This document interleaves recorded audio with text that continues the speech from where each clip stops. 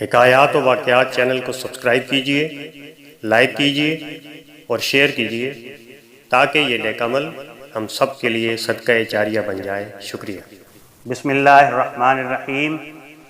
سامعین محترم، حکایات و واقعات یوٹیوب چینل پر انشاءاللہ تعالی آج ہماری گفتگو کا موضوع ہے اسلام اعتدال اور میانہ روی کا دین ہے۔ ترمذی شریف کی روایت ہے، حضرت عبداللہ بن سرجس رضی اللہ تعالیٰ عنہ سے روایت ہے کہ آقا علیہ الصلوۃ والسلام نے فرمایا، حسن کردار، بردباری اور اعتدال اور میانہ روی نبوت کا 24واں حصہ ہے۔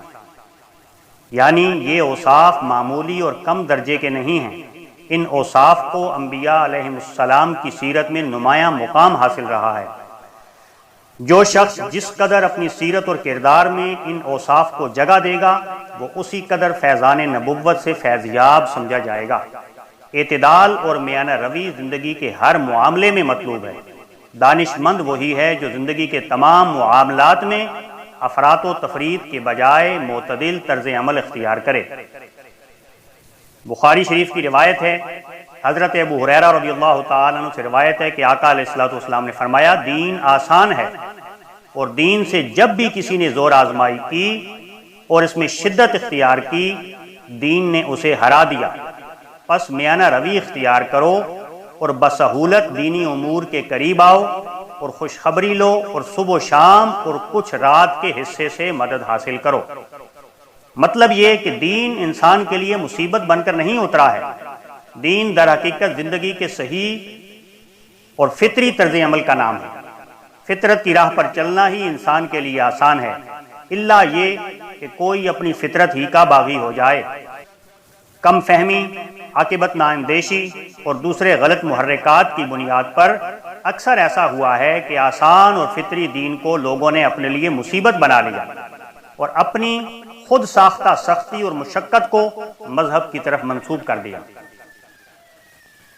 اس حدیث پاک سے جو بات ذہن نشین کرانی مقصود ہے وہ یہ کہ دین میں تمہارے لیے معتدل طرز عمل پسند کیا گیا ہے جس کو تم اختیار کر سکو۔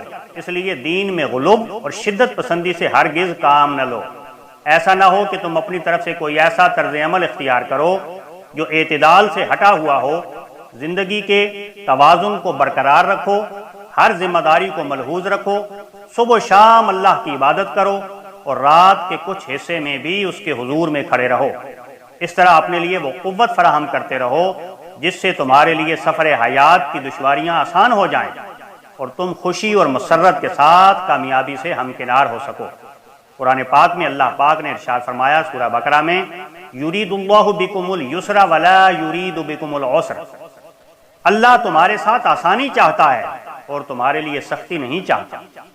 مسلم شریف کی روایت ہے، حضرت ابو عبداللہ جابر بن سمرہ رضی اللہ تعالیٰ عنہ فرماتے ہیں کہ میں نبی صلی اللہ علیہ وآلہ وسلم کے ساتھ نماز میں شریک تھا۔ آپ صلی اللہ علیہ وآلہ وسلم کی نماز بھی اعتدال کے ساتھ تھی اور آپ صلی اللہ علیہ وآلہ وسلم کا خطبہ بھی اعتدال کے ساتھ تھا۔ یعنی نہ تو آپ نے بہت طویل نماز پڑھی اور نہ بہت مختصر۔ یہی حال آپ صلی اللہ علیہ وآلہ وسلم کے خطبے کا بھی تھا۔ خطبے میں بھی ایسی طوالت نہ تھی کہ سامعین گھبرا جائیں۔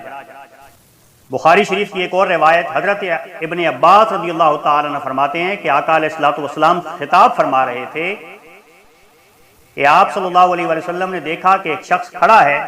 آپ صلی اللہ علیہ وآلہ وسلم نے اس کے بارے میں دریافت فرمایا تو لوگوں نے عرض کیا کہ یہ ابو اسرائیل ہیں، انہوں نے نظر مانی ہے کہ وہ دھوپ میں کھڑے رہیں گے، نہ بیٹھیں گے اور نہ سایہ لیں گے، نہ بات چیت کریں گے اور روزہ رکھیں گے۔ آپ صلی اللہ علیہ وآلہ وسلم نے فرمایا، ان سے کہو کہ بات چیت کریں، سایہ لیں، بیٹھیں اور روزہ پورا کریں۔ مطلب یہ کہ دین و شریعت سے مقصود آدمی کی جسمانی تغذیب اور نفس کشی ہرگز نہیں ہے۔ اسلام میں جو چیز مطلوب ہے وہ ہے تزکیہ نفس اور انضباط نفس، نہ کہ نفس کشی۔ خواہشات نفس پر قابو پانے کے لیے روزہ ہی کافی ہے۔ حضرت عائشہ صدیقہ رضی اللہ تعالیٰ عنہ سے روایت ہے، بخاری اور مسلم کی متفق علیہ حدیث ہے کہ آقا علیہ الصلوۃ والسلام نے فرمایا، اللہ کے نزدیک بہترین عمل وہ ہے جو ہمیشہ کیا جائے اگرچہ وہ تھوڑا ہی کیوں نہ ہو۔ یعنی عمل پر پابندی اختیار کرنے کی بڑی اہمیت ہے۔ مومن کا ہر نیک عمل اس تعلق کو ظاہر کرتا ہے جو اس کا اپنے رب سے ہوتا ہے۔ کسی نیک عمل کو اختیار کر کے اسے چھوڑ دینے کے معنی صرف اس عمل کو چھوڑ دینا نہیں بلکہ اس سے تعلق کو بھی صدمہ پہنچتا ہے جو آدمی کا اپنے رب سے ہوتا ہے۔ ظاہر ہے یہ چیز کبھی بھی پسندیدہ نہیں ہو سکتی کہ آدمی کے اس تعلق اور نسبت میں کسی قسم کی کمی پیدا ہو جو اس نے اپنے رب سے قائم کی ہو۔ عمل پر پابندی اسی وقت ممکن ہے جبکہ آدمی کا شعور بیدار ہو اور وہ عبادت اور اعمال میں معتدل طرز عمل اختیار کرے، اتنا ہی بوجھ اٹھائے جتنا وہ اٹھا سکتا ہو۔ یوں اعتدال کے راستے کو اختیار کر کے وہ اپنی زندگی میں بھی توازن پیدا کر سکتا ہے۔ بخاری اور مسلم کی متفق علیہ حدیث ہے، حضرت عائشہ صدیقہ رضی اللہ تعالی عنہا کا بیان ہے کہ ان کے پاس ایک عورت بیٹھی تھی۔ اتنے میں آقا علیہ الصلوۃ والسلام تشریف لے آئے۔ آپ صلی اللہ علیہ وآلہ وسلم نے دریافت فرمایا یہ کون ہے؟ عرض کیا کہ یہ فلاں خاتون ہیں اور ان کی نماز کا بہت چرچا ہے۔ آپ صلی اللہ علیہ وآلہ وسلم نے فرمایا رک جاؤ، تم پر اتنی ہی ذمہ داری ہے جتنی تم میں طاقت ہو۔ اللہ نہ اکتائے گا جب تک تم نہ اکتاؤ۔ اللہ کو وہی دین اور اطاعت زیادہ محبوب ہے جس پر اس کا اختیار کرنے والا پابندی اختیار کرے۔ یعنی آدمی کی وہی طاقت اور بندگی اور عبادت اللہ تعالیٰ کے نزدیک پسندیدہ اور حقیقت کی نگاہ میں معتبر ہے جو محض وقتی اور چند روزہ نہ ہو بلکہ وہ اس کی زندگی کا لازمی حصہ بن گیا ہو۔ بخاری اور مسلم کی متفق علیہ حدیث، حضرت ابو ہریرہ رضی اللہ تعالی عنہ سے روایت ہے کہ آقا علیہ الصلوۃ والسلام نے فرمایا تم میں سے کسی کو محض اس کا عمل نجات نہیں دلائے گا۔ لوگوں نے عرض کیا کہ آپ صلی اللہ علیہ وآلہ وسلم کو بھی نہیں یا رسول اللہ صلی اللہ علیہ وسلم؟ فرمایا مجھ کو بھی نہیں، سوائے اس کے کہ مجھے اللہ اپنی رحمت میں چھپا لے، لہذا میانہ روی اختیار کرو اور بسہولت دینی امور کے قریب آؤ اور صبح و شام اور کچھ رات کے حصے میں عبادت کرو، میانہ رفتار سے چلتے رہو، منزل مقصود کو پہنچ جاؤ گے۔ یعنی آدمی کو یہ غلط فہمی ہرگز نہیں ہونی چاہیے کہ وہ اپنے عمل کے بل بوتے پر جنت میں داخل ہوگا۔ طاعت و بندگی کا حق کس سے ادا ہو سکا ہے؟